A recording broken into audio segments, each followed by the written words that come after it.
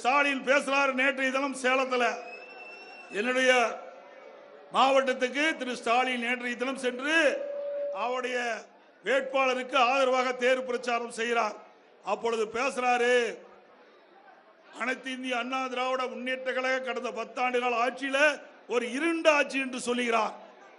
முழு பூசணியாயை சோற்றில் மறைத்து பேசுகின்ற முதலமைச்சர் இன்றைய முதலமைச்சர்.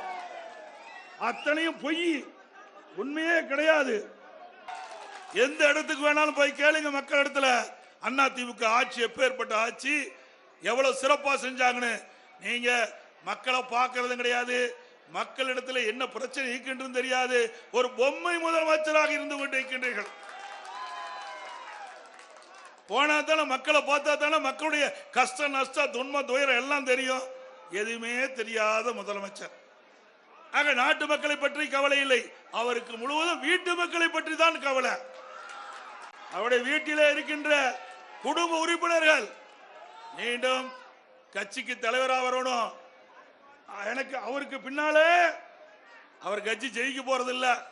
திமுக இதோட முடிஞ்சு போச்சு, சரித்திரம். அப்படி வந்தா இவரை முன்னிறுத்துறதுக்கு பாக்குறார் திரு உதயநிதி ஸ்டாலின். என்ன இது, என்ன மன்னர் பரம்பரையா? இது என்ன அரச குடும்பமா? ஏப்பா இங்க நிக்கிறவங்க ஒருத்தர் முதலமைச்சர் ஆகக்கூடாதா?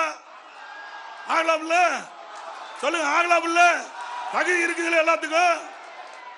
இது ஜனநாயக நாடு திரு ஸ்டாலின் அவர்களே. உங்க கட்சியில எல்லாத்தையும் அடிமையா வச்சிருக்கிற அந்த கட்சியில எவரும் மேலுக்கு வர முடியாது. ஒரு வார்த்தை சொல்லு பார்க்கலாம். உங்க கட்சி உறுப்பினர் யாராவது ஒருவர் சொல்லட்டும், திரு ஸ்டாலினுக்கு பிறகு இவர்தான் திமுக கட்சி தலைவரார் என்று ஒருவருக்கு சொல்லட்டும். ஆக நீங்க ஒருவர் சொன்னா போதும், அவர் அடிப்படை உறுப்பினர் நீக்கிடுவாங்க.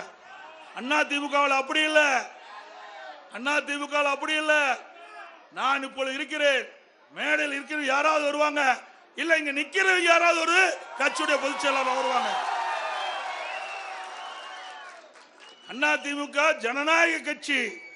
இந்த கட்சியில ஜனநாயகம் இருக்குது, அனைவருக்கும் சரிசமமா மரியாதை இருக்குது, சரிசமமாக நடத்தப்படுகிறார்கள். அதனாலதான் இங்கே அரங்கம் முழுவதும் நிரம்பி காட்சியளிக்க சொன்னால் இதுதான். ஸ்டாலின் கூட்டத்தில் போய் பாருங்க, இப்படி எல்லாம் ஒருத்தர் கூட ஆரவாரம் செய்ய மாட்டாங்க. அப்படியே புடிச்சு வச்ச மாதிரி அப்படியே வந்திருக்கிறார். இங்கேதான் வெற்றி இருக்கிறது, இங்கேதான் எழுச்சி இருக்கின்றது. எழுச்சி எங்கே இருக்குதோ அங்கேதான் வெற்றி இருக்குது.